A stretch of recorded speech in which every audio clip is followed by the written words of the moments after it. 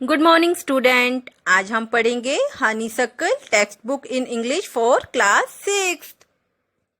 Good morning student. Today my topic name is a game of chance. Every year on the occasion of Eid, there was a fair in our village. Eid was celebrated only one day, but the fair lasted many days.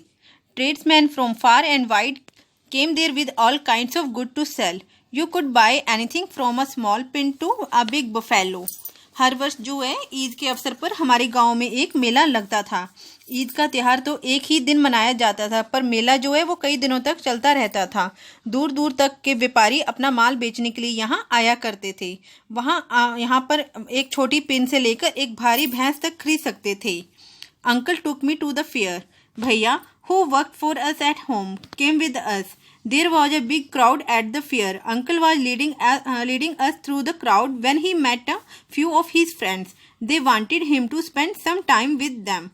चाचा मुझे मेला दिखाने ले गए। हमारे घर पर काम करने वाला नौकर भैया भी हमारे साथ हो लिया। मेले में बहुत भीड़ थी। चाचा हमें भीड़ के बीच से ले जा रहे थे कि उनके कुछ एक मित्र मिल गए। वे चाहते थे कि चाचा उनके साथ कुछ समय बिताए। चाचा ने मुझसे पूछा क्या मैं उनके लौटने तक भैया के साथ मेला घूमकर देखना चाहूँगा, तो मैंने खुशी से यह बात मान ली। Uncle asked me whether I would like to took around the fair with Bhaiya till he came back. I was happy to do that. Uncle warned me neither to buy anything nor to go too far out while he was away. I promised that I would wait for him. चाचा ने मुझसे पूछा क्या मैं उनके लौटने तक भैया के साथ मेला घूम कर देखना चाहूँगा, तो मैंने खुशी से ये बात मान ली। चाचा ने मुझे चेतावनी दी कि उनकी अनुपस्थिति में मैं ना तो बहुत दूर जाऊं और ना ही कोई चीज़ खरीदूं। मैंने वायदा कर दिया और उनकी प्रतीक्षा करता रहूँगा। ये कहा। Bhaiya and I went from shop to shop. There were many things I would have liked to buy, but I waited for uncle to return. Then we came to what was called the lucky shop. The shopkeeper was neither young nor old. He was a middle-aged man. He seemed neither too smart nor too lazy. He wanted everybody to try their luck. There were discs on the table with numbers from 1 to 10 facing down. All you had to do was to pay 50 paise, pick up any 6 discs, add up the numbers on the disc and find the total. The articles marked with that number were yours. भैया और मैं एक दुकान से दूसरी दुकान पर जाते रहे। वहाँ अनेक चीज़ें थी जिन्हें मैं खरीदना चाहता था, पर मैंने चाचा के आने की प्रतीक्षा की। फिर हम एक लकी शॉप नामक दुकान पर पहुँचे। दुकानदार ना तो युवा था और ना ही वह बूढ़ा था। वह मध्यम या अधेड़ आयु का था। वह ना तो बहुत चुस्त दिख रहा था और ना ही बहुत सुस्त। वह चाहता था कि हर व्यक्ति अपनी किस्मत आजमाए। मेज पर 1 से 10 संख्या वाली छोटी तश्तियाँ उल्टी रखी हुई थी। गेम खेलने वाले को 50 पैसे देकर कोई 6 डिस्क उठाकर उसके नीचे लिखी संख्या को जोड़कर कुल टोटल निकालना होता था। उसे उस टोटल की गई वाली संख्या वाली वस्तु मिल जाती थी। An old man paid 50 paise and selected 6 discs. He added up the numbers on them and found the total was 15. He was given the article marked 15, which was a beautiful clock. But the old man did not want a clock. The shopkeeper obliged him by buying it back for 50 rupees. The old man went away very pleased. एक वृद्ध सज्जन ने पैसे देकर 6 चक्कर उठा लिए। उसने उन पर लिखी संख्या को जोड़ा। उनका कुल टोटल बताया 15। उसे 15 नंबर वाली वस्तु मिल गई। वह वस्तु थी एक सुंदर घड़ी, पर वह जो सज्जन वृद्ध थे उनको वो घड़ी की जरूरत नहीं थी, तो दुकानदार ने उस पर उपकार करते हुए वह घड़ी 15 रुपये में वापस खरीद ली। वृद्ध सज्जन आनंदित होकर वहाँ से चले गए। Then a boy, a little older than I tried his luck. He got a comb worth 25 paise. The shopkeeper looked neither happy nor sad. He bought the comb from the boy for 25 paise. The boy tried his luck again. He now got a fountain pen worth 3 rupees. Then he tried a third time and got a wristwatch worth 25 rupees. When he tried again, he got a table lamp worth more than 10 rupees. The boy was happy and went away with a smile and a good deal of cash. फिर एक बालक ने, जो मुझसे कुछ बड़ा था, अपनी किस्मत आजमाई। उसने 25 पैसे मूल्य वाला कंगा उसे मिला। दुकानदार ना तो खुश दिखा ना ही उदास। उसने बालक से कंगा 25 पैसे में खरीद लिया। बालक ने दूसरा चांस लिया। इस बार उसे 3 रुपये मूल्य का फाउंटेन पेन मिला। फिर तीसरे प्रयास में उसे 25 रुपये मूल्य वाली हाथ घड़ी मिली। अब वह पुनः प्रयास किया तो उसे 10 रुपए से अधिक मूल्य का एक टेबल लैंप मिला। बालक जो था वो खुश होकर मुस्कुराता हुआ और काफी अपना नकद पैसा लेकर चला गया। I wanted to try my luck too. I looked at Bhaiya. He encouraged me. I paid 50 paise and took 6 discs. My luck was not too good. I got 2 pencils. The shopkeeper bought them from me for 25 paise.